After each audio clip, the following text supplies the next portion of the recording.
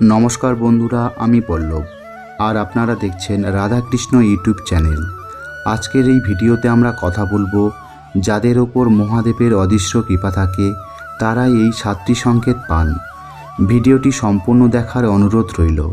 আর নতুন বন্ধুরা অবশ্যই পাশে থাকা সাবস্ক্রাইব লেখাটি প্রেস করে বেল আইকনের অল অপশন সিলেক্ট করুন। অনেক সময় আমরা বুঝতেই পারি না আমাদের জীবনের কিছু অদ্ভুত পরিবর্তন, কষ্ট কিংবা শান্তি আসলে কাকতালীয় নয়, সেগুলো মহাদেবের নীরব উপস্থিতিরই ইঙ্গিত। আজকের ভিডিওতে শাস্ত্রের সেই 7টি সংকেত আপনাদের সামনে তুলে ধরব, যেগুলো দেখলে বোঝা যায় মহাদেব নীরবে আমাদের পথ দেখাচ্ছেন।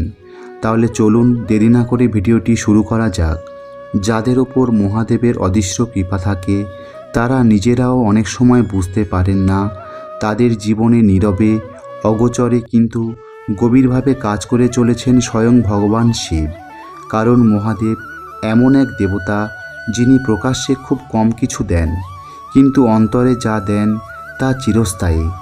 শাস্ত্রে বলা হয়েছে শিব ভোলানাথ, তিনি অল্পেই প্রসন্ন হন, কিন্তু যার ওপর একবার কৃপা করেন তার জীবন ধীরে ধীরে বদলে দেন এমনভাবে যাতে সেই মানুষটি নিজেই একদিন বুঝে ওঠে এই পরিবর্তন কোনো সাধারণ শক্তির কাজ নয়। এই পৃথিবীতে অসংখ্য মানুষ প্রতিদিন শিবের নাম জপ করেন, পূজা করেন, উপবাস রাখেন, কিন্তু সবাই কি শিবের কৃপা পান? না, কারণ শিব কেবল বাহ্যিক আচার দেখেন না, তিনি দেখেন অন্তরের সত্যতা। যাদের উপর মহাদেবের অদৃশ্য কৃপা থাকে তাদের জীবন বাইরে থেকে সাধারণ মনে হলেও ভেতরে ভেতরে এক গভীর রূপান্তর ঘটে চলেছে।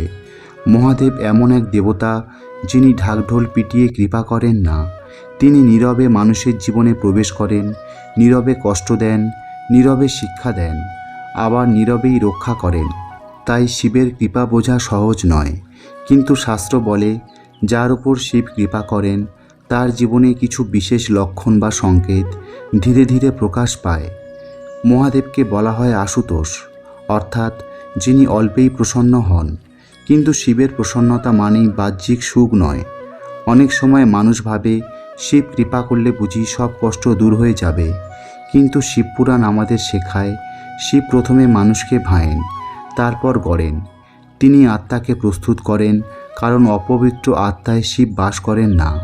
শিবপুরাণে বলা হয়েছে শিব শুদ্ধ, শিব নিত্য, শিব শান্ত সনাতন, অর্থাৎ শিব চিরশুদ্ধ, চিরশান্ত এবং সনাতন। যার জীবনে এই শুদ্ধতা ও শান্তির পথ শুরু হয় তিনি শিবের কৃপাপ্রাপ্ত। এই জগতে সবাই শিবের নাম জানে, কিন্তু খুব কম মানুষই শিবকে চেনে। কারণ মহাদেব এমন এক দেবতা যিনি চোখে দেখা দেন না, অথচ জীবনের প্রতিটি বাঁকে অদৃশ্য হয়ে উপস্থিত থাকেন। তিনি এমন একজন পিতা যিনি সন্তানের মাথায় হাত রাখেন না, কিন্তু পড়ে যাওয়ার আগে পড়তে দেন না। শিবের কৃপা বজ্রপাতের মতো হঠাৎ আসে না, ফুলের সুবাসের মতো নীরবে ছড়িয়ে পড়ে। তাই যাদের উপর মহাদেবের অদৃশ্য কৃপা থাকে তারা নিজেরাও অনেক সময় বুঝে উঠতে পারেন না তাদের জীবনের ঘটনাগুলো কেন এমনভাবে ঘটছে। মানুষ সাধারণত ঈশ্বরকে সুখে খোঁজে, কিন্তু শিবকে পাওয়া যায় দুঃখে। কারণ শিব ভোগের দেবতা নন, তিনি ত্যাগের দেবতা। তিনি সিংহাসনে বসে আশীর্বাদ দেন না, শ্মশানে বসে আত্মাকে জাগিয়ে তোলেন। তাই শিবের কৃপা মানে অর্থ, চাকরি বা বাহ্যিক সাফল্য নয়। শিবের কৃপা মানে অন্তরের রূপান্তর, যে রূপান্তর বাইরে থেকে বোঝা যায় না, কিন্তু ভেতর থেকে মানুষটিকে সম্পূর্ণ বদলে দেয়। শাস্ত্রে বলা হয়েছে যখন মানুষের অহংকার ভাঙতে শুরু করে, যখন একাকিত্ব তাকে ভয় না দিয়ে শক্ত করে, যখন দুঃখ তাকে দুর্বল না করে গভীর করে তোলে, তখন বুঝতে হবে সেই জীবনে শিব প্রবেশ করেছেন। কারণ শিব প্রথমে মানুষের জীবন নাড়িয়ে দেন, স্থিরতা কেড়ে নেন, পুরনো বিশ্বাস ভেঙে দেন। এই ভাওন আসলে ধ্বংস নয়, এটি প্রস্তুতি। শিব অশুদ্ধ ঘরে প্রবেশ করেন না, তিনি আগে ঘর পরিষ্কার করেন। আজকের এই কথার উদ্দেশ্য কাউকে ভয় দেখানো নয়, আবার কাউকে আশ্বাস দেওয়াও নয়। উদ্দেশ্য একটাই, শিব যেভাবে নীরবে তার প্রিয়জনদের জীবনে সংকেত পাঠান সেই সংকেতগুলো চিনিয়ে দেওয়া। কারণ শিব কথা বলেন না, তিনি ইঙ্গিত দেন। আর যারা সেই ইঙ্গিত বুঝতে শেখেন তাদের জীবন আগের মতো থাকে না। যাদের অন্তর নির্মল, যারা কষ্ট সহ্য করতে জানেন, যারা অহংকারহীন, নিঃস্বার্থ, তাদের জীবনে মহাদেব কিছু বিশেষ সংকেত পাঠান। আজ আমরা সেই 7টি সংকেত নিয়ে কথা বলবো, যেগুলো দেখলে বুঝবেন আপনার উপর মহাদেবের অদৃশ্য কৃপা রয়েছে। প্রথম সংকেতটি হলো জীবনে হঠাৎ করে গভীর বৈরাগ্যের অনুভব হওয়া।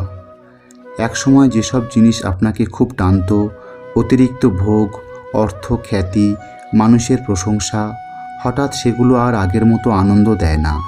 মন চায় নিঃশব্দে থাকতে, একা বসে থাকতে, নিজের ভেতরের সঙ্গে কথা বলতে। শাস্ত্রে বলা হয়েছে বৈরাগ্য নিজে থেকে আসে না, এটি ঈশ্বর প্রদত্ত। শিবপুরাণে উল্লেখ আছে শিব যাকে নিজের দিকে টানেন তার হৃদয়ে প্রথমে জাগ্রত করেন বৈরাগ্য, কারণ ভোগে ডুবে থাকা মন কখনো শিবকে ধারণ করতে পারে না। দ্বিতীয় সংকেত হলো অকারণ কষ্ট, অপমান বা একাকিত্ব এসে জীবনে ভিড় করে। অনেকেই প্রশ্ন করেন যদি শিব কৃপা করেন তবে কষ্ট কেন? উত্তর একটাই, শিব ভেঙে করেন। তিনি মানুষকে শক্ত করতে চান, শুদ্ধ করতে চান। তাই যাদের জীবনে বারবার বিশ্বাসভঙ্গ, একাকিত্ব, অবহেলা আসে তারা আসলে শিবের পরীক্ষার মধ্য দিয়ে যাচ্ছেন। মহাদেব কাউকে নষ্ট করার জন্য কষ্ট দেন না, তিনি কষ্ট দেন মানুষকে নিজের উপর নির্ভরশীল করার জন্য। এই সময়ে মানুষ বুঝতে শেখে জগতে কেউ স্থায়ী নয় শিব ছাড়া। তৃতীয় সংকেত হলো অজান্তেই শিব নাম, শিব তত্ত্ব বা শিবের লীলার প্রতি আকর্ষণ তৈরি হওয়া। কেউ আপনাকে জোর করে শিব ভক্ত বানায় না। হঠাৎ করে আপনি লক্ষ্য করবেন ওং নমঃ শিবায় শুনলে মন শান্ত হয়ে যায়। শিব তাণ্ডব স্তোত্র বা শিব মহিমা শুনলে চোখ জলে ভিজে আসে। এটা কোনো কাকতালীয় বিষয় নয়। স্কন্দপুরাণে বলা হয়েছে শিব নিজেই তার নামের মাধ্যমে ভক্তকে ডাকেন। এই আকর্ষণ মানে আপনার আত্মা শিবকে চিনে ফেলেছে।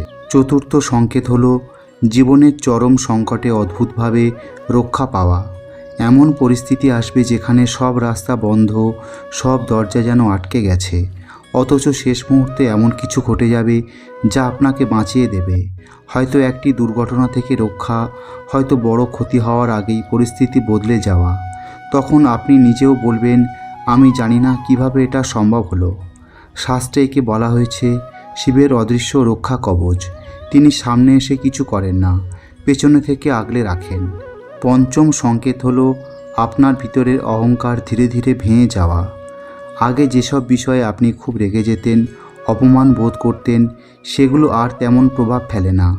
আপনি বুঝতে শেখেন সব কিছু আমার নিয়ন্ত্রণে নয়। শিবের সবচেয়ে বড় শিক্ষা হলো বিনয়। তিনি নিজে ভিক্ষুকের বেশে থাকেন, শ্মশানে বাস করেন, অথচ তিনি সর্বশক্তিমান। ষষ্ঠ সংকেত হলো অন্যের দুঃখ দেখে মন কেঁদে ওঠা, অকারণে কাউকে সাহায্য করতে ইচ্ছে হওয়া। শিব শুধু তপস্বী নন, তিনি করুণার সাগর। যাদের ওপর তার কৃপা থাকে তাদের হৃদয় ধীরে ধীরে কোমল হয়ে যায়। আপনি লক্ষ্য করবেন কারো কষ্ট দেখলে আর উদাসীন থাকতে পারছেন না। এই করুণা আসলে শিবেরই প্রতিফলন। সপ্তম এবং সবচেয়ে গভীর সংকেত হলো আপনার জীবনে সব কিছু ধীর হয়ে গেলেও অন্তরের শান্তি বেড়ে যাওয়া। হয়তো বড় সাফল্য আসেনি, হয়তো জীবনের সব সমস্যার সমাধান হয়নি, কিন্তু তবুও আপনার ভেতরে এক অদ্ভুত স্থিরতা আছে। আপনি জানেন যা হচ্ছে ঠিকই হচ্ছে। এই বিশ্বাসই শিব কৃপা, কারণ শিব সুখ দেন না, শান্তি দেন। আর শান্তি পেলে মানুষ সব কিছু সহ্য করতে পারে। মহাদেবের কৃপা চাওয়া যায় না, অর্জন করতে হয় নিজেকে শুদ্ধ করে। যারা ধৈর্য ধরতে পারেন, কষ্টে ভেঙে পড়েন না, অহংকার ছেড়ে দেন, শিব তাদের জীবন নিজে হাতে গড়ে দেন।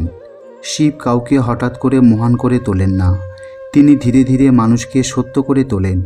তাই যাদের জীবনে কষ্ট এসেছে, একাকিত্ব এসেছে, অহংকার ভেঙেছে, মন নীরব হয়েছে, তাদের ভয় পাওয়ার কিছু নেই, কারণ শিব যাকে ভায়েন তাকেই গড়েন। শ্রোতা বন্ধুরা, এই 7টি সংকেত যদি আপনার জীবনের সঙ্গে কোথাও মিলে যায় তবে মনে রাখবেন এটা কোনো কাকতালীয় ঘটনা নয়। মহাদেব কখনো সামনে এসে বলেন না আমি আছি, কিন্তু যখন সব মানুষ সরে যায়, যখন সব রাস্তা বন্ধ হয়ে যায়, তখন যে অদৃশ্য শক্তি আপনাকে ধরে রাখে সেটাই শিব। তিনি ছেড়ে যান না, তিনি অপেক্ষা করেন আপনার বোঝার জন্য, আপনার প্রস্তুতির জন্য। শিব এমন এক দেবতা যিনি কিছু কেড়ে নিলে মানুষ কাঁদে, কিন্তু পরে বুঝতে পারে যা কেড়ে নেওয়া হয়েছিল তা আসলে বোঝা ছিল, আর যা দেওয়া হয়েছে শান্তি, স্থিরতা, সহনশীলতা, তা আজীবনের সম্পদ। শিব সুখ দেন না, কিন্তু এমন শক্তি দেন যাতে দুঃখ আপনাকে ভাঙতে না পারে। সবশেষে এটুকুই বলা যায়, যদি আপনার জীবন সহজ না হয় কিন্তু আপনি ভেতরে ভেতরে শক্ত হচ্ছেন, যদিও সব কিছু ধীরে চলছে কিন্তু আপনার মন অদ্ভুতভাবে শান্ত, যদি মানুষ দূরে সরে যাচ্ছে কিন্তু ঈশ্বরের নাম কাছে আসছে, তবে নিশ্চিত জানবেন মহাদেব আপনাকে ছেড়ে যাননি, তিনি আপনাকে গড়ে তুলছেন। ওং নমঃ শিবায়। হর হর মহাদেব। জয় শিব শম্ভু। শ্রোতা বন্ধুরা, ভিডিওটা এখানেই শেষ করছি।